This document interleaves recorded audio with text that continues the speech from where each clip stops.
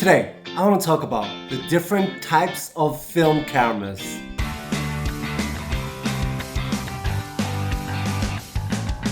Hey, what's up everyone? You good? This is Hyunmin Jung from HMJ Photography. Thanks to all your support, this is my 30th episode.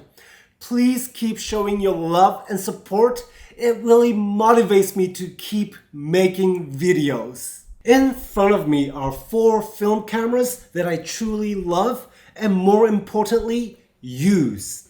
Ricoh GR1, Nikon F3, Leica M6, and lastly but definitely not least, Hasselblad 503CX.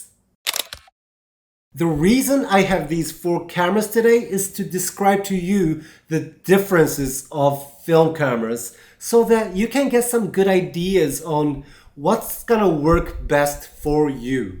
I have these cameras so that it would represent each types of cameras. So please don't worry too much about what exact cameras these are.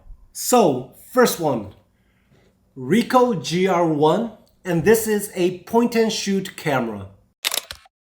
The amazing thing about point and shoot cameras is that it's so easy to use. Just like the name states, all you need to do is just point and shoot. Also, point and shoot cameras tend to be very compact, so you can just slide it in your pocket, your bags, or even purse and take it with you anywhere. Point and shoot camera is very nice and easy cameras, perfect for parties or when you want to be discreet enough. And also this is perfect as your second backup camera.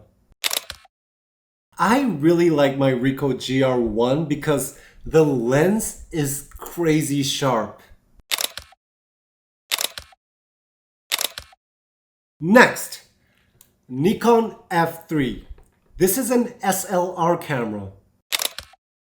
Probably one of the most common types of all cameras, and there's a mirror inside this camera body. So what you see from this viewfinder is most likely what you will get. As a tool to take pictures, if you have a good working SLR camera, you can't really go wrong. SLR cameras are wonderful for most people, but of course there are some weaknesses. Because there's a mirror inside the camera, every time you take a picture, the mirror will slap and it will make some noise. So it's not so ideal when you don't want people to care about you taking pictures. And also, every time the mirror slaps, your camera will shake a little bit. I really like my Nikon F3 because, first of all, it looks pretty damn cool, and also it has a very wide variety of lenses you can choose from, which can be also quite reasonably priced. Next up, Leica M6, the rangefinder. There are no mirrors inside this camera, so compared to SLR cameras, it's much compact, and also the shutter sounds are very quiet. This is perfect for street photography, documentary photography, and also simple everyday photography. Since it's not so big and heavy, it's a delight to carry it around with you. Personally, I have this camera wherever I go. But of course, there are some weaknesses. There's a line inside this viewfinder where it tells you how much of the area will be in your picture. So what you're seeing through this viewfinder is not exactly what this lens is seeing.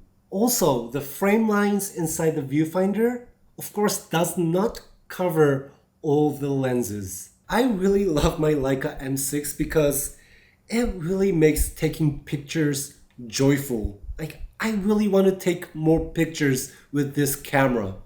And also, when I grab this camera, I don't know if they made it that way or that I'm just thinking it that way, but like it really feels like the camera is part of my body. And lastly, but not least, Hasselblad 503CX. This beast here is a medium format SLR camera. Medium format is a format of a film which is much bigger than your typical 35mm films. Because this medium format cameras use bigger films, the image quality you can get from this is much superior to typical 35mm films. And that is why back in the day, a lot of professional photographers used medium format cameras. However, it's not all rainbows and butterflies. First of all, it's big and heavy. The other day, I had this camera hanging on my neck.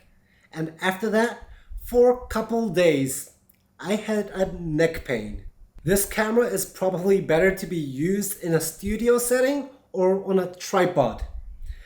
I do love this Hasselblad camera, but for street photographies, I would definitely use my Leica or GR camera.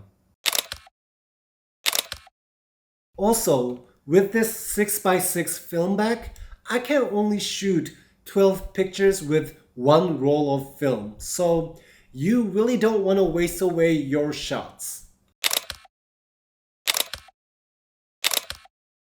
So, I talked about different types of film cameras, and what's important here is for you to understand what they are good at and what they are not good at. Film cameras are not one size fits all, so you will need to think about which camera is perfect for your style of shooting. Thank you very much. Please love, subscribe, and share. Until next time.